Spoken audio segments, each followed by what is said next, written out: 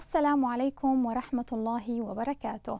أهلا وسهلا بكم أحبتي طلاب وطالبات الصف العاشر الأساسي. معكم المعلمة مها حسام صافي، معلمة اللغة العربية للصف العاشر الأساسي. درسنا لهذا اليوم هو درس من العروض وهو بحر الهزج. دعونا الآن أحبتي نتعرف إلى أهداف درسنا لهذا اليوم. يتوقع منك عزيزي الطالب في نهاية هذا الدرس أن تكون قادرا على التعرف إلى تفعيلات بحر الهزج الأصلية والفرعية، وذكر مفتاح بحر الهزج، ثم تمييز الأبيات المنظومة على هذا البحر. أحبتي، تعرفنا في الفصل الأول إلى هذا العلم الجديد على مسامعنا نحن طلاب الصف العاشر، وقلنا أن علم العروض هذا هو العلم الذي يهتم بموسيقى الشعر العربي، وبه يعرف صحيح الأوزان من فاسدها. وقلنا أيضا بأن واضع هذا العلم هو الخليل بن أحمد الفراهيدي، أحد أئمة القرن الثاني الهجري. هذا العالم قد وضع 15 بحرا شعريا، وزاد عليها عالم آخر يدعى الأخفش بحرا آخر سماه المتدارك أو المحدث، فأصبحت 16 بحرا شعريا. الآن أحبتي، لكي نتعلم الكتابة العروضية بشكل سليم لابد لنا أن نتعرف على قواعد الكتابة العروضية، ولنقف هنا ونعد بالزمن إلى الوراء حين كنا صغارا. تذكرون جميعا حين كنا نخطئ في كتابة الكلمات في الإملاء، فكنا مثلا نكتب كل ما يلفظ وكل ما يلقى على مسامعنا، فكلمة لكن مثلا كنا نكتبها بالألف، وكلمة هذا أيضا كنا نخطئ فيها بهذا الشكل، والتنوين كنا نكتبه نونا.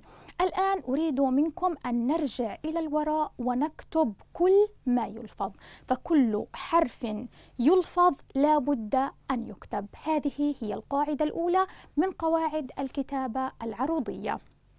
ثم القاعدة الثانية: كل ما لا ينطق لا يكتب، أي حرف لا نقوم بنطقه لا يكتب أبدا، وذلك مثل الألف الفارقة التي تلي واو الجماعة، هي ألف تكتب ولا تلفظ. وأيضا لدينا الواو في كلمة عمرو بتسكين الميم، هي أيضا واو تكتب ولا تلفظ. الأحرف التي تكتب ولا تلفظ لا نريد أن نكتبها أبدا. ثم القاعدة الثالثة: تشبع حركة هاء الضمير إذا وقعت بين متحركين، والأمر هنا يخص هاء الضمير فقط، فإذا كانت هاء الضمير واقعة بين حرفين متحركين نشبع حركتها أي نمدها. المقصود بالإشباع هو مد الحركة، فالفتحة تمد ألفا، والضمة تمد واوا، والكسرة تمد ياء. ثم القاعدة الأخيرة: تشبع حركة الحرف الأخير في نهاية البيت الشعري، وهذا أيضا خاص بالكلمة الأخيرة في نهاية البيت الشعري، أي حرف القافية. ثم أحبتي، دعونا الآن نأخذ مثالا على الكتابة العروضية لنتمكن من الكتابة أولا، ثم نتناول بحرنا لهذا اليوم وهو بحر الهزج. أول خطوة للكتابة السليمة هي قراءة البيت الشعري بشكل صحيح تماما، لا أريد أن نتخطى هذه الخطوة. يا ليل الصب متى غده، أقيام الساعة موعده. قرأنا البيت أولا بشكل سليم. الآن سنتبع قواعد الكتابة العروضية. كل حرف لفظ سيكتب فقط، وحينما نأتي للتقطيع العروضي فإننا لن نقطع كلمة كلمة، بل سنقطع الكلام بشكل متصل. ثم يلي ذلك أمر مهم آخر، فلا بد إذا كان الحرف متحرك وتلاه حرف متحرك آخر، هنا سآخذ الحرف المتحرك وأضعه وحده. أما إذا كان الحرف المتحرك يليه حرف ساكن، في هذه الحالة سيكتب الحرفان معا.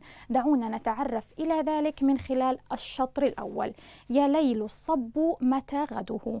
يا، نلاحظ أن يا هنا حرف متحرك يليه ساكن، في هذه الحالة كتب الحرفين معا. ثم لي أيضا حرف متحرك يليه ساكن فكتب أيضا معا. يا ليلس، يا ليلس. لاحظوا هنا أن حرف اللام جاء مع الصاد الساكنة. هنا حرف الصاد في كلمة الصب هو حرف مشدد، والحرف المشدد هو عبارة عن حرفين، لذلك سنفصل هذين الحرفين.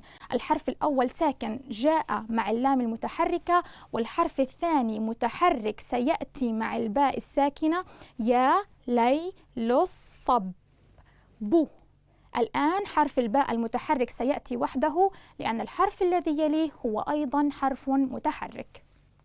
ما وحده، تا غ دو هو، ثم أشبعت حركة الهاء وهي الضمير هنا فكانت ضمة وأشبعت الواو، يا لي لص بو ما تا غ دو هو.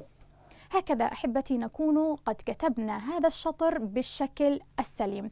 الآن أحبتي نريد أن نتعرف إلى المقاطع العروضية. المقاطع العروضية تأتي على مقطعين، مقطع قصير ومقطع طويل. المقطع القصير هو الحرف المتحرك الذي يأتي وحده، أما المقطع الطويل فهو الحرف المتحرك مع الساكن. المقطع القصير يرمز له بالرمز با، أما المقطع الطويل فيرمز له بالرمز شرطة. لذلك الآن سنقوم بترتيب هذه الرموز، فتحت كل حرفين سنضع شرطة، وتحت كل حرف واحد سنضع با. با با شرطة ثم با ثم با ثم شرطة. هكذا أحبتي نكون قد كتبنا المقاطع العروضية بالشكل السليم. هذه المقاطع العروضية أيضا تكون مع بعضها البعض ما يسمى بالتفعيلات. التفعيلات دعونا نتعرف إليها. التفعيلات العروضية أحبتي الأساسية في كل البحور الشعرية هي 8 تؤلف حين تأتي بنسق معين البحور الشعرية. دعونا نتعرف إلى هذه التفعيلات: مفاعلة، مستفعل، مفاعيل، متفاعل، فعول، وفاعل، وفاعلات، ومفعولات. وكيفية كتابتها بالرموز لا تأتي بالحفظ، إنما تأتي بتقطيع التفعيلة كما قطعنا قبل قليل. فمثلا تفعيلة فعول فعول، لذلك كانت بهذا الشكل، ثم شرطة ثم شرطة. نأتي الآن أحبتي إلى بحرنا لهذا اليوم وهو بحر الهزج. بحر الهزج ما يميز هذا البحر أنه يستخدم كثيرا في الأغاني، لأنه بحر شعري بسيط وقابل للتلحين. ولكل بحر من البحور الشعرية في اللغة العربية لحن معين، وعادة ما نعلم هذه البحور من خلال ألحانها. فإذا ما أردنا أن نتعرف إلى لحن هذا البحر سنأتي أولا بمفتاح هذا البحر: على الأهزاج تسهيل مفاعيل مفاعيل. ثم نأتي أيضا لبيتين آخرين بهذا اللحن: لنا في الخط سيارة حديث الجار والجارة إذا حركتها مالت على الجنبين منهارة. هذا هو اللحن المخصص لهذا البحر وهو بحر الهزج. دعونا الآن نأتي إلى هذا البيت الأول لنتعرف إلى كيفية تقطيعه وتفعيلاته: أيا من لام في الحب ولم يعلم جوى قلبي. نأتي الآن أحبتي إلى تقطيع الشطر الأول من هذا البيت كما تعلمنا وفقا لقواعد الكتابة العروضية. أيا من لام في الحب، فتأتي الهمزة بداية وحدها لأنها متحرك ويليه متحرك، ثم يا متحرك وساكن فيأتيان مع بعضهما البعض، ثم من أيضا متحرك وساكن، ثم لا متحرك وساكن، ما وحدها أيضا، في مع بعضها البعض. أو هنا أيا من لام في الحب، نقرأ الكلمة بشكل متصل مع الكلمة الذي يليها، وبذلك تأتي الفاء مع اللام في كلمة الحب. في الحب حرف الحاء مع الباء الساكنة، ثم تبقى باء أخرى من هذا الحرف المضاعف وتشبع لأنها في نهاية هذا الشطر، فتأتي على هذا الشكل. ثم الآن نبدأ بوضع الرموز لهذه المقاطع العروضية: ألف أي باء، وهنا شرطة وشرطة ثم شرطة، وتليها باء ثم شرطة وشرطة وأيضا شرطة. الآن أحبتي نلاحظ إذا ما نظرنا إلى هذا الشطر أن هناك نسق معين، فجاءت باء وتليها 3 شرطات، ثم باء وتلتها أيضا 3 شرطات. هذه أحبتي هي تفعيلة مفاعيل، مفاعيل قطعت بهذا الشكل، وأيضا التفعيلة التي تليها هي أيضا تفعيلة مفاعيل. بذلك نكون قد تعرفنا إلى التفعيلة الأصلية التي يقوم عليها بحر الهزج، ألا وهي تفعيلة مفاعيل. نأتي الآن إلى الشطر الثاني. ولم يعلم جوى قلبي، لنقطع أيضا بنفس الشكل. ولم يعلم وقلبي، ثم نضع أيضا المقاطع ورموزها: باء شرطة ثم شرطة ثم شرطة ثم باء شرطة شرطة شرطة. أيضا نلاحظ هنا نفس النسق في هذا البيت، فبداية لدينا تفعيلة مفاعيل ثم تفعيلة مفاعيل، وبذلك تكون تفعيلة مفاعيل متكررة 4 مرات في كل بيت من أبيات هذا البحر. ولكن أحبتي أحيانا قد تأتي هناك صورة أخرى لهذه التفعيلة لنتعرف إليها في هذا البيت الثاني: وإن كان ولا بد من العتب فبالحسنى. نأتي الآن للشطر الأول: وإن كان ولا بد، نفك التضعيف د. نأتي الآن لوضع الرموز: باء شرطة شرطة ثم باء ثم باء شرطة شرطة شرطة. نلاحظ هنا أحبتي أن الأمر اختلف قليلا، فتفعيلة مفاعيل لم تأتي بشكلها الأصلي في هذا الشطر، بل جاءت باء شرطة شرطة باء، وهي تفعيلة مفاعيل. وأيضا كذلك في الكلمة التي تليها أو في باقي الشطر، ولذلك فالتفعيلة هنا هي ليست التفعيلة الأساسية، إنما هي صورة أخرى منها وتأتي في هذا البحر.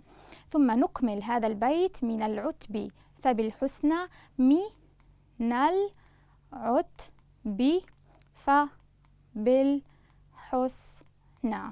بهذا الشكل. ثم نكتب المقاطع رموزها: باء شرطة شرطة باء باء شرطة شرطة شرطة. في هذا الشطر جاءت التفعيلة الأصلية والصورة أيضا منها، فالتفعيلة الأولى باء شرطة شرطة باء كانت تفعيلة مفاعيل، ثم التفعيلة الثانية جاءت بصيغتها الأصلية وهي مفاعيل. نأتي الآن أحبتي إلى هذا الاستنتاج. يتكون بحر الهزج من 4 تفعيلات، تفعيلتين في الصدر وتفعيلتين في العجز. المقصود بالصدر هو الشطر الأول، والمقصود بالعجز هو الشطر الثاني. ثم التفعيلة الأصلية لهذا البحر هي تفعيلة مفاعيل، ثم ترد هذه التفعيلة على صورة أخرى وهي مفاعيل كما تعرفنا إليها. ثم لا بد لنا أن نحفظ مفتاح هذا البحر، لأنه سيساعدنا كثيرا في حفظ تفعيلات هذا البحر: على الأهزاج تسهيل مفاعيل مفاعيل. الآن أحبتي نأتي إلى هذا التدريب. عادة التدريبات تأتي بالشكل الطبيعي، يأتي لدينا بيت شعري ويطلب منا أن نقطع هذا البيت ونكتب التفعيلات ثم نكتب هذا البحر، ولكن قد يأتي لنا تدريب بشكل مختلف، فلذلك لابد من التنويه إليه. نملأ الفراغ في البيت الآتي بالكلمة المناسبة من حيث المعنى والموسيقى. عندما تأتي صيغة السؤال بهذا الشكل وتأتي لدينا أيضا خيارات لهذه الكلمة، فلا بد لنا بداية من خطوة أولى. الخطوة الأولى تكون بتقطيع جميع الكلمات في الخيارات: يصلح وتفصح وتصبح. عندما نقطع هذه الكلمات سنلاحظ أن كل هذه الكلمات تسير وفق نسق معين: يصلح شرطة شرطة، تفصح أيضا شرطتين، وتصبح أيضا شرطتين. حينما نلاحظ أن هذه الكلمات تأتي بنفس التقطيع العروضي، هنا سنلجأ إلى المعنى. أما إذا كانت هذه الكلمات قد جاءت بشكل مختلفة عن بعضها البعض، ففي هذه الحالة لابد أن نرجع إلى البيت الشعري ونقوم بتقطيعه، ثم نلاحظ ما هي المقاطع العروضية التي تنقص هذا البيت الشعري، وأيضا يجب أن نراعي المعنى. أما هنا فالأمر بسيط جدا، لذلك سنختار الكلمة التي تناسب هذا البيت الشعري. أراني كلما استخبرت عن حالك لا تصبح أو تفصح أو يصلح. هنا الكلمة الملائمة للمعنى هي كلمة تفصح. وهكذا نكون قد وصلنا أحبتي إلى ختام حلقتنا لهذا اليوم. دمتم في أمان الله، والسلام عليكم ورحمة الله وبركاته.